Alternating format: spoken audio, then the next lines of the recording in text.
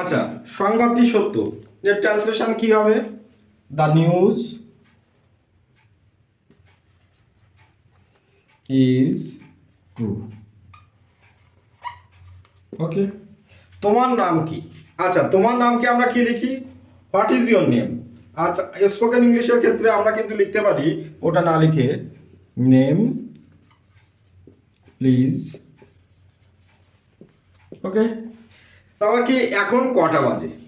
আমরা কি লিখতে পারি? হোয়াট ইজ দ্য টাইম নাও। ওটা না লিখে আমরা স্পোকেন ইংলিশের ক্ষেত্রে কি ইউজ করতে পারি? Time please.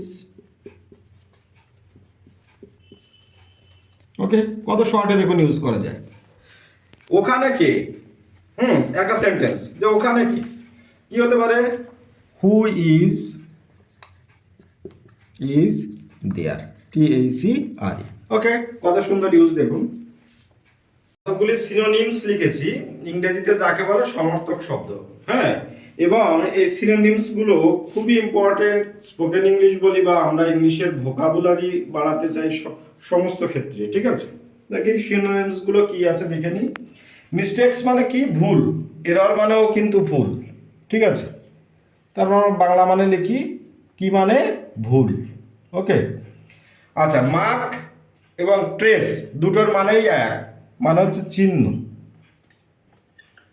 Okay, next, narrate এবং টেল দুটোর মানেই হচ্ছে কি?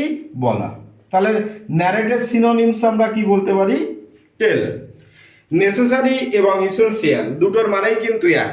নেসেসারি সিনোনিমস হচ্ছে ইসেনশিয়াল, মানে হচ্ছে প্রয়োজন। ওকে, আর হচ্ছে কি? ওল্ড অ্যানসিয়েন্ট দুটোর মানেই কিন্তু এক, মানে হচ্ছে প্রাচীন। ওকে, প্রোটেক্ট, সেভ দুটোর মানেই কিন্তু এক, কি? রক্ষা করা। ওকে, আর হচ্ছে কি? পুওর, নিডি দুটোর মানেই কিন্তু এক, মানে কি? গরিব। ওকে।